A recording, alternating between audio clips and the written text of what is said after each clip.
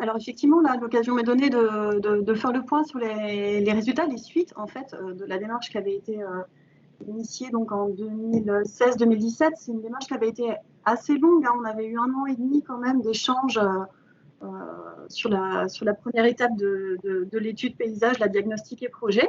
Donc on avait eu effectivement les 6 ateliers qui avaient été faits sur le terrain, comme tu l'avais dit, Alexis. Moi, je pense que c'est vraiment quelque chose qu'on a retenu, c'est de mettre les gens au maximum sur le terrain parce que les échanges sont tout de suite complètement différents.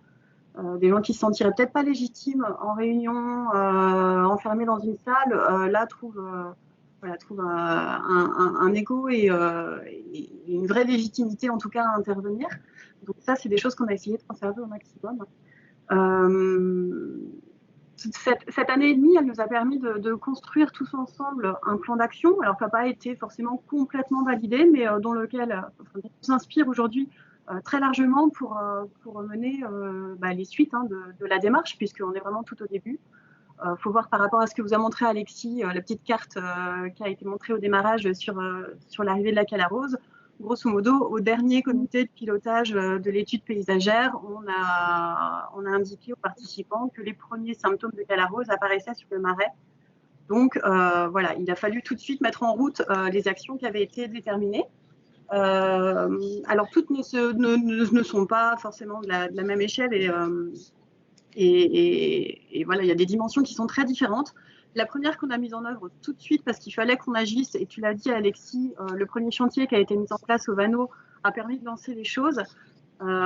C'était un chantier un peu expérimental, on en avait fait 3 ou 4 le premier hiver de cet ordre-là, et puis ensuite on a enchaîné en lançant tout de suite un appel à projet qu'on a appelé Plantons les arbres têtards de demain, qui est ouvert à tous les propriétaires du Marais, qu'ils soient privés, publics, associations, porteurs de projets, c'est-à-dire que même un agriculteur ou quelqu'un qui serait gestionnaire d'un terrain sans en être propriétaire peut demander à participer à ce programme. Et le parc a la chance de pouvoir financer intégralement les plantations, la fourniture, les protections, la prestation de plantation. Donc, comme tu le disais, on fait intervenir des chantiers d'insertion sur ces sujets-là. Et on a même ajouté l'entretien la première année pour que voilà, on ait vraiment un accompagnement complet au démarrage de ces plantations-là.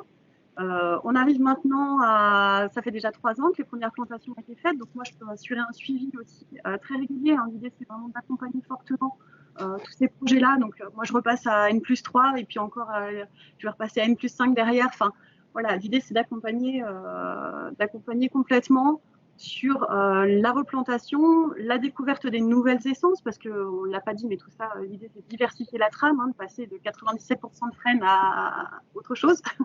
Donc, les maraîchers doivent découvrir les nouvelles essences, réapprendre des gestes. Donc, on les accompagne dans tout ça.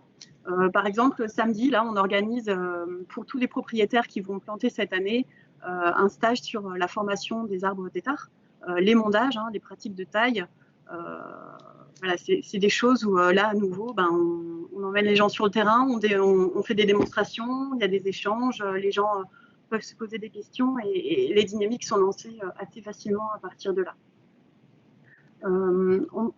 Oui, on a aujourd'hui plus de 80 propriétaires touchés. Donc, bon, alors à l'échelle du Marais, c'est tout petit parce que vous voyez un peu sur la photo, hein, on est sur des micro-parcellaires en moyenne un demi-hectare.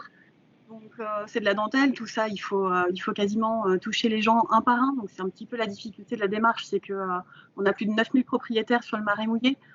Voilà, ça demande beaucoup de Marin tout à l'heure qui disait beaucoup d'énergie, effectivement, pour réussir à mobiliser les gens, mais on arrive quand même à avoir des retours. On peut peut-être passer à la diapo suivante. Je vais aller assez vite pour pouvoir laisser un peu de temps sur les échanges. Dans les autres actions qu'on a mis en place, on a voulu très rapidement, hein, du fait des échanges avec les différents partenaires, s'orienter vers une démarche de type végétal local pour la fourniture des plantes qui allaient être mises en œuvre. Alors, on est sur une démarche type végétal local parce que clairement, on n'est pas dans le label. Alors, quand on a fait des achats de fournitures, on va acheter du végétal local, mais là, l'idée, c'est vraiment de mener nous-mêmes notre propre démarche en allant récolter les glands de chêne, par exemple, ou les graines d'érable sur site, les mettre en production grâce à notre partenaire qui est la ville de La Rochelle, qui a un dispositif technique très performant pour faire toute la stratification. Et ensuite, on récupère des jeunes plants, ce que vous voyez sur l'image, qui sont mis en production, là aussi, chez nos partenaires de Nature Solidaire, là, les chantiers d'insertion, qui font la croissance des plants. Donc, on est sur un système vraiment micro-local de production des plants. À cette occasion-là, ça nous permet de faire participer aussi les habitants ponctuellement sur de la collecte de graines. Par exemple, l'année dernière, on a fait intervenir PromHaye sur un atelier de sensibilisation et de formation aussi, parce que c'est des choses que moi-même j'avais jamais faites, à la collecte de graines. Et puis voilà, petit à petit, on essaye là aussi d'ouvrir des nouvelles portes pour intéresser les habitants. Certains vont vraiment avoir une entrée plantation, d'autres qui n'ont pas forcément de terrain mais qui s'intéressent quand même à la démarche vont arriver par cette porte-là, collecte de graines. Donc voilà, l'idée c'est de multiplier en tout cas les intérêts dans ce sens-là. La diapo suivante peut-être ? Oui, alors le suivi des boisements, ça peut faire suite à une question qui a été posée pendant ton intervention, Alexis, à laquelle je me suis permise de répondre. On m'interrogeait sur la participation du CNPF, ou du CRPF en tout cas, à cette démarche. Effectivement, voilà, on a pu, à l'occasion de l'étude paysage, avoir un maximum d'acteurs autour de la table, et c'est ce qui a permis vraiment d'avoir des échanges très nourris dès le démarrage. Ça, c'est le suivi des boisements. Donc, nous, ce qui nous intéressait, c'était vraiment de voir l'évolution de la calarose sur le territoire et sa spécificité sur les arbres têtards. Donc, on a pu mettre en place, avec les partenaires techniques, hein, là, on sort un peu de la participation citoyenne, mais on était plus sur des échanges entre partenaires techniques.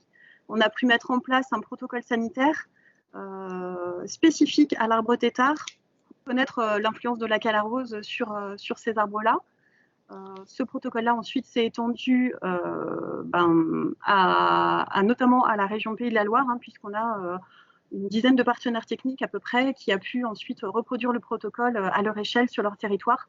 On avait la chance d'être les plus avancés du fait de cette démarche qui était mise en œuvre. Donc, on a pu lancer les choses et ensuite, voilà, le protocole a été élargi aux autres partenaires et aujourd'hui, on continue à faire les suivis.